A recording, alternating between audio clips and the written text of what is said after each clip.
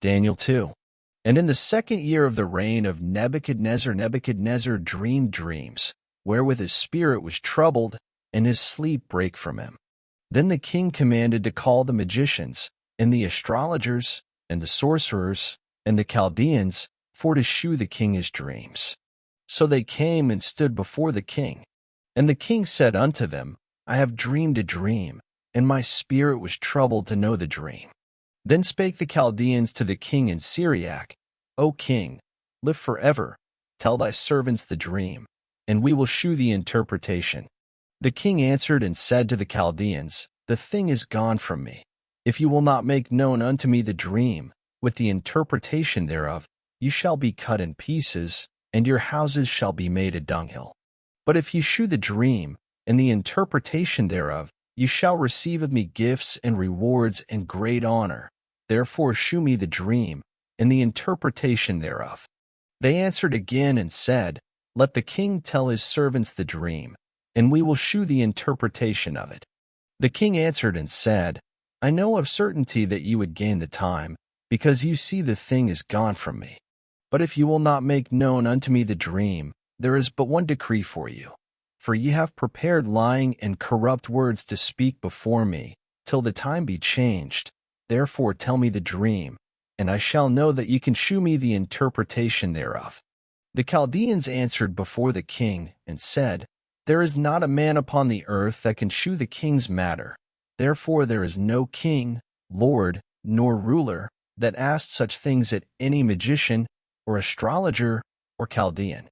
And it is a rare thing that the king requireth, and there is none other that can shew it before the king, except the gods, whose dwelling is not with flesh. For this cause the king was angry and very furious, and commanded to destroy all the wise men of Babylon. And the decree went forth that the wise men should be slain, and they sought Daniel and his fellows to be slain. Then Daniel answered with counsel and wisdom to Arioch the captain of the king's guard, which was gone forth to slay the wise men of Babylon.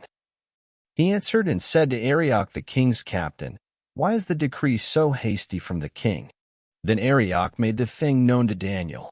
Then Daniel went in, and desired of the king that he would give him time, and that he would shew the king the interpretation.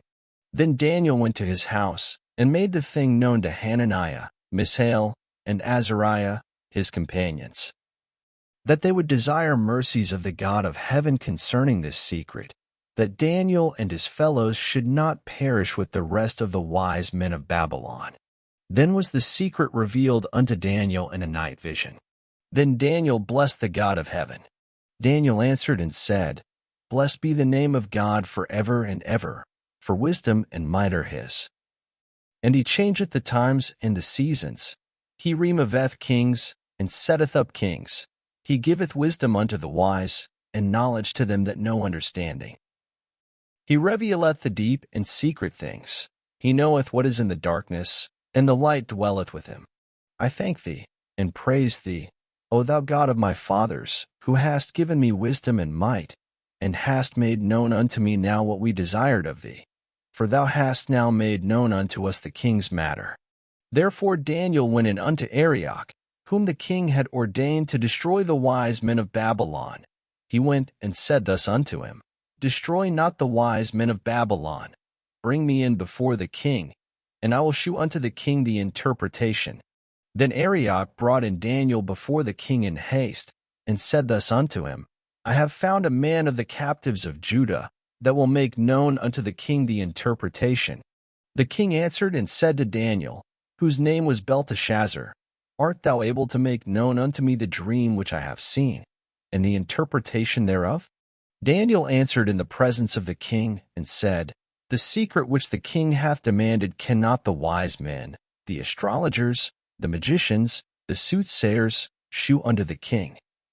But there is a God in heaven that revealeth secrets, and maketh known to the king Nebuchadnezzar what shall be in the latter days. Thy dream, and the visions of thy head upon thy bed, are these. As for thee, O king, thy thoughts came into thy mind upon thy bed, what should come to pass hereafter, and he that revealeth secrets maketh known to thee what shall come to pass. But as for me, This secret is not revealed to me for any wisdom that I have more than any living, but for their sakes that shall make known the interpretation to the king, and that thou mightest know the thoughts of thy heart. Thou, O king, sawest, and behold a great image. This great image, whose brightness was excellent, stood before thee, and the form thereof was terrible.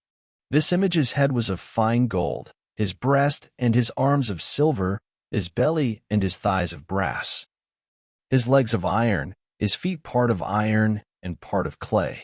Thou sawest till that a stone was cut out without hands, which smote the image upon his feet that were of iron and clay, and brake them to pieces. Then was the iron, the clay, the brass, the silver, and the gold broken to pieces together, and became like the chaff of the summer threshing floors, and the wind carried them away, that no place was found for them. And the stone that smote the image became a great mountain, and filled the whole earth. This is the dream, and we will tell the interpretation thereof before the king. Thou, O king, art a king of kings, for the God of heaven hath given thee a kingdom, power, and strength, and glory. And wheresoever the children of men dwell, the beasts of the field and the fowls of the heaven hath he given into thine hand, and hath made thee ruler over them all. Thou art this head of gold. And after thee shall arise another kingdom inferior to thee, and another third kingdom of brass, which shall bear rule over all the earth. And the fourth kingdom shall be strong as iron, forasmuch as iron breaketh in pieces and subdueth all things, and as iron that breaketh all these, shall it break in pieces and bruise. And whereas thou sawest the feet and toes, part of potter's clay, and part of iron, the kingdom shall be divided, but there shall be in it of the strength of the iron, forasmuch as thou sawest the iron mixed with miry clay. And as the toes of the feet were part of iron, and part of clay, so the kingdom shall be partly strong, and partly broken. And whereas thou sawest iron mixed with miry clay, they shall mingle themselves with the seed of men, but they shall not cleave one to another, even as iron is not mixed with clay. And in the days of these kings shall the God of heaven set up a kingdom, which shall never be destroyed, and the kingdom shall not be left to other people, but it shall break in pieces and consume all these kingdoms, and it shall stand forever. Forasmuch as thou sawest that the stone was cut out of the mountain without hands, and that it brake in pieces the iron, the brass, the clay, the silver, and the gold, the great God hath made known to the king what shall come to pass hereafter, and the dream is certain, and the interpretation thereof sure. Then the king Nebuchadnezzar fell upon his face, and worshipped Daniel, and commanded that they should offer an oblation and sweet odors unto him. The king answered unto Daniel, and said, Of a truth it is, that your God is a God of gods, and a Lord of kings, and a revealer of secrets, seeing thou couldest reveal this secret. Then the king made Daniel a great man, and gave him many great gifts, and made him ruler over the whole province of Babylon, and chief of the governors over all the wise men of Babylon. Then Daniel requested of the king, and he set Shadrach, Meshach, and Abednego over the affairs of the province of Babylon, but Daniel sat in the gate of the king.